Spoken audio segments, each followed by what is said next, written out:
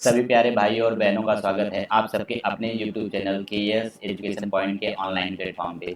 तो सभी भाइयों बहनों से निवेदन है कि एक बार सेशन को ज़रूर शेयर कर दे, ताकि जिससे क्या होगा, सेशन को ज़्यादा से ज़्यादा लोग ज्वाइन कर पाए। और ऐसे भाई बहन जिन्होंने अभी तक हमारे चैनल को सब्सक्राइब नहीं किया है, या जो पहली बार हमारे इस सेशन को देख रहे हैं, तो प्लीज़ उनसे रिक्वेस्ट है कि वो इस वीडियो को लाइक करें और कहीं न कहीं चैनल को सब्सक्राइब करके बेल नोटिफिकेशन को ऑन कर लें, जिससे कि हमारे आने वाले सारे वीडियोस जो कि आपके लिए हेल्पफुल होंगे, उसका नोटिफिकेशन आपको मिल सके। तो मेरे प्यारे भाइयों और बहनों, आज की सेशन में हमने आपके लिए भौतिक विज्ञान से कक्षा 10 के भौतिक विज्ञान से प्रकाश और परावर्तन एवं अपवर्तन से एमसीक्यू मतलब बहुविकल्पी क्वेश्चन को लिया है। इसमें ढेर सारे आपके लिए बहुविकल्पी प्रश्न हैं। यहाँ पे आप देख पा रहे हैं कि यहाँ पे मैं स्लाइड को जैसे ही नेक्स्ट कर रहा हूँ, तो वहाँ पे सारे क्वेश्चन आपको दिख रहे हैं।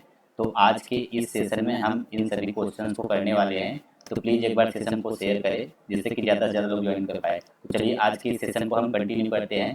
तो चलिए स्टार्ट करते हैं। आज के सेशन का हमारा पहला प्रश्न है, प्रकाश के किस गुण के कारण परावर्तन होता है? प्रकाश के किस गुण के कारण परावर्तन होता है?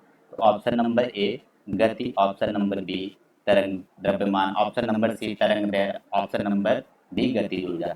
तो प्रकाश का एक गुण होता है, कौन सा गुण? परावर्तन का। कौन सा गुण होता है? परावर्तन का। वो किसके कारण होता है इनमें से? तो प्रकाश का जो परावर्तन होता है वो किसके कारण होता है? तरंग दैर्घ्य। सी फॉर चलो कहीं घूमने चले। तो कौन सा ऑप्शन सही होगा? Option number C. तो चलिए अगले क्वेश्चन पे चलते हैं, जो है आज का हमारा अगला क्वेश्चन, क्वेश्चन नंबर सेकंड।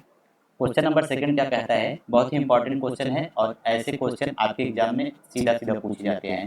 कह रहा है, समतल दर्पण में बनने वाली छवि कैसी होती है?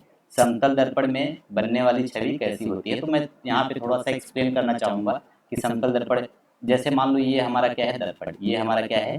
दर्पण। यहाँ पे दर्पण है और यहाँ पे हम खड़े हुए हैं। यहाँ पे हम खड़े हुए हैं और हम दर्पण की तरफ देख रहे हैं। तो हमारी जो दर्पण पे छवि बनती है, जो हमारा प्रतिबिंब बनता है, वो कुछ दर्पण के क्या बनता है? पीछे। दर्पण पे क्या बनता है? पीछे बनता है। तो हम देख पा रहे हैं कि जो हमारे दर्पण से, हम तो यहाँ पे खड़े हैं लेकिन हमारा प्रतिबिंब कहाँ बना है? यहाँ पे। लेकिन एक्चुअल में हम कहाँ खड़े हैं? यहाँ खड़े हैं। और प्रतिबिंब कहाँ बन रहा है? यहाँ। तो प्रतिबिंब कैसा होगा? प्रतिबिंब कैसा होगा यहाँ पे हमारा? प्रतिबिंब क्या होगा? वो वास्तविक तो है नहीं। ये कैसा प्रतिबिंब होगा? आभासी। क्या होगा? आभासी।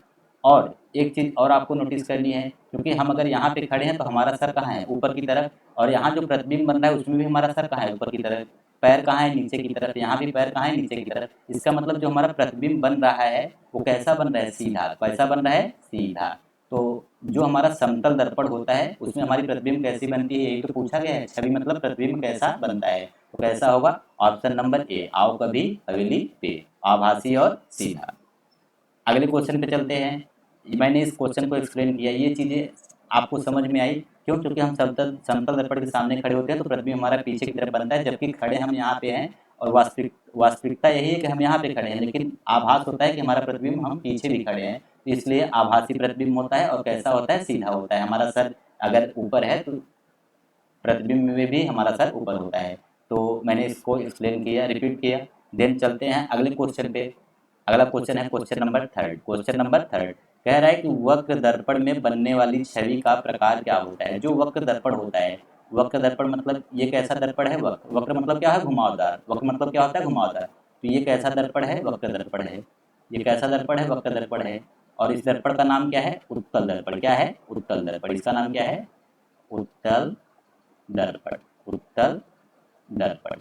और एक दर्पण ऐसा होता है जो अंदर की तरफ क्या होता है? पतला होता है और बाहर की तरफ क्या होता है? मोटा। तो इसका नाम क्या है? अवतल। इसका नाम क्या है? अवतल दर्पण। अवतल दर्पण। ये भी हमारा जो दर्पण है वो कहीं न कहीं क्या है? घुमावदार है। वक्र दर्पण हमारा ये भी है। तो चलिए, सवाल हमारा क्या कहता है कि अगर कोई वक्र दर्पण है तो उसमें बनने वाली छवि कैसी होगी? केवल वास्तविक? गलत होगा। केवल आभासी? गलत होगा। केवल उल्टी? गलत होगा। तो कौन सा सही होगा? ऑप्शन नंबर सी, चलो कहीं घूमने चले। क्या? ऑप्शन नंबर सी, चलो कहीं घूमने चले। क्यों? क्योंकि उत्तल दर्पण में जो प्रतिबिंब बनता है वो कैसा बनता है? उत्तल दर्पण में हमारा प्रतिबिंब आभासी बनता है और अवतल दर्पण में कैसा बनता है, वास्तविक बनता है। इसलिए अगर वक्र दर्पण है तो वहाँ पे आभासी और वास्तविक दोनों प्रकार के प्रतिबिंब बनते हैं। तो चलिए अगले क्वेश्चन पे चलते हैं, जो कि है आज का हमारा क्वेश्चन नंबर 4। क्वेश्चन नंबर 4 क्या कह रहा है, बहुत ही इंपॉर्टेंट क्वेश्चन है और इस क्वेश्चन का एक नियम भी है। इस क्वेश्चन को मैं एक्सप्लेन करूंगा, दिन बताऊंगा ये क्वेश्चन किस नियम से लिया गया है। सवाल है हमारा, यदि प्रकाश की किरण किसी दर्पण से टकराकर परावर्तित होती है तो परावर्तन कोण क्या होता है। यदि कोई प्रकाश की किरण है वो किसी दर्पण से टकरा करके परावर्तित होती है तो परावर्तन कोण क्या होता है। तो मान लो ये हमारा क्या है, कोई दर्पण है, ये हमारा क्या है, कोई दर्पण है। ये मैं थोड़ा सा बना दे रहा हूँ, ये हमारा कोई क्या है, दर्पण है। अब यहाँ से मान लो कोई किरण आई, ये हमारी किरण आई और प्रकाश ये दर्पण पे क्या हुई, दर्पण पे पड़ के टकरा कर, दर्पण पे टकरा कर क्या हो गई, परावर्तन हो गई। क्या हो गई, परावर्तन। तो ये जो किरण आ रही है इसको क्या कहते हैं, आपतन, आपतित किरण। क्या कहते हैं, आपतित किरण। और ये जो बाहर जा रही है, ये जो परावर्तन के पश्चात क्या हो रही है, बाहर जा रही है, इसको क्या कहते हैं, परावर्तित किरण। क्या कहते हैं, परावर्तित किरण, परावर्तित किरण इसको कहते हैं। तो पूछा गया है कि जो परावर्तन कोण होता है और ये जो परावर्तन के बाद कोई दर्पण, जो दर्पण और परावर्तित किरण के बीच में कोण बनता है उसको क्या कहते हैं, परावर्तन कोण। क्या कहते हैं, परावर्तन कोण। और इसी प्रकार से जो आपतित किरण और दर्पण के बीच कोण बनता है उसको क्या कहते हैं, आपतन कोण। क्या कहते हैं, आपतन कोण, आपतन कोण। तो पूछा है कि परावर्तन कोण क्या होता है, परावर्तन कोण क्या होता है। तो ये जो परावर्तन कोण है वो हमेशा किसके बराबर होता है, आपतन कोण के। किसके बराबर होता है, आपतन कोण के। तो इसमें कौन सा आपतन कोण से छोटा, गलत हो गया। आपतन कोण से बड़ा, गलत हो गया। आपतन कोण के बराबर मतलब कौन सा ऑप्शन से होगा, ऑप्शन नंबर सी। चलो कहीं घूमने चले। और मैंने कहा था ये बहुत ही इंपॉर्टेंट है, इसी को क्या कहते हैं, इसी इसी को स्नेल का नियम भी कहते हैं। इसी को स्नेल का नियम भी कहते हैं।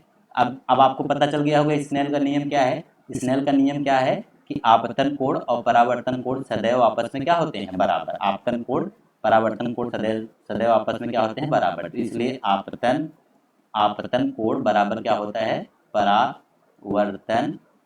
परावर्तन कोण। ठीक है। तो चलिए अगले क्वेश्चन पे चलते हैं, जो कि है हमारा क्वेश्चन नंबर 4। आप कमेंट में बताइए ये क्वेश्चन नंबर 4 आपको समझ में आया कि नहीं, मेरे एक्सप्लेन करने का तरीका आपको समझ में आया कि नहीं।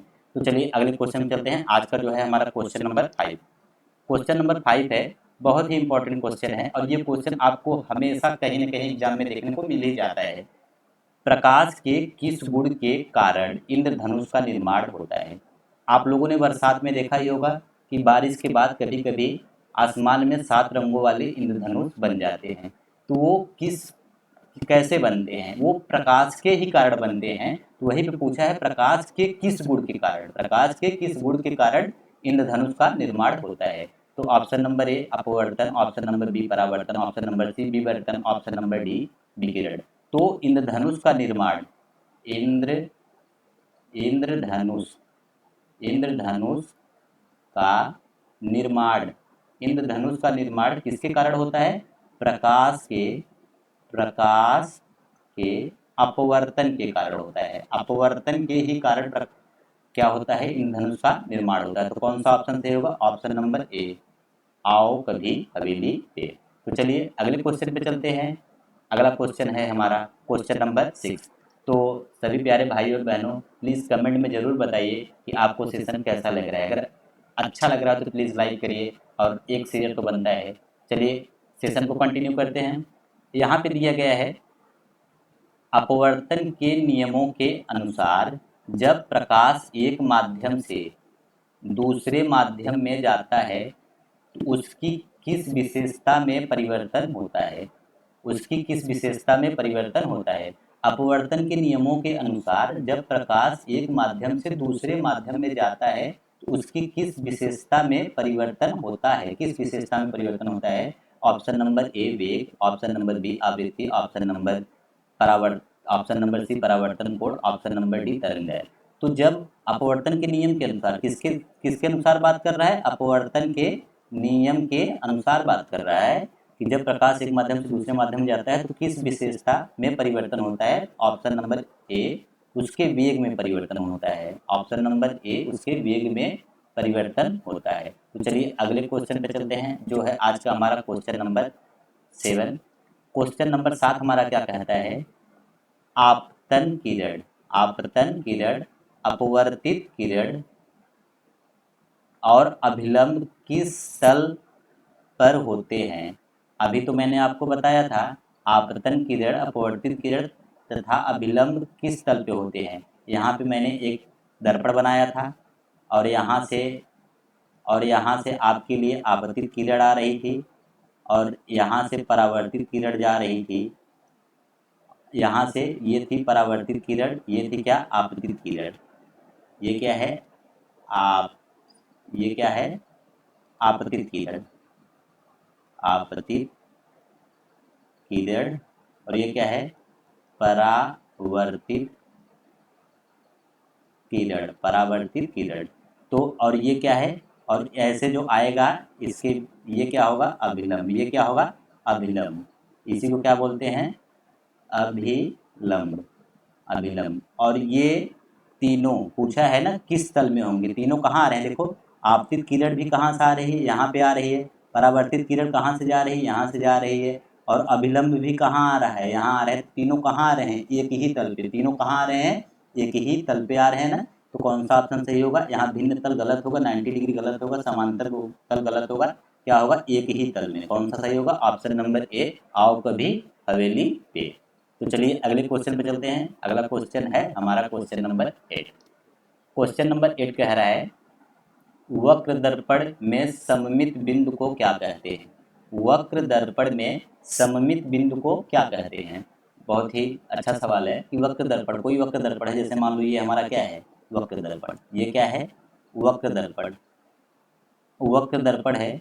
और कह रहा है सममित बिंदु को क्या कहेंगे? सममित बिंदु को क्या कहेंगे? तो यहाँ पे ऐसे मान लो कोई, ऐसे सममित बिंदु क्या होता है? इसके सममित कौन सी? तो सममित बिंदु क्या होगा? यहाँ पे कोई बनेगा सममित बिंदु, और सममित बिंदु को क्या कहेंगे? यहाँ पे इसका सममित यहाँ पे बना, तो यहाँ पे ये जो मिला इसी को क्या कहेंगे? इसी को क्या कहेंगे? ध्रुव। क्या कहेंगे? सममित बिंदु को क्या कहते हैं? ध्रुव। क्या कहते हैं? ध्रुव। तो वही तो पूछा गया आपसे, वक्र दर्पण में सममित बिंदु को क्या कहते हैं? यही तो हमारा सममित बिंदु है। सममित बिंदु को क्या कहेंगे? ध्रुव। तो कौन सा ऑप्शन नंबर होगा? Option number B, B for Bombay, बिल्कुल राइट आंसर है। तो चलिए अगले क्वेश्चन पे चलते हैं, जो है आज का हमारा क्वेश्चन नंबर 9। क्वेश्चन नंबर 9 है अपवर्तन की घटना किस स्थिति में नहीं होती? अपवर्तन की घटना किस स्थिति में नहीं होती?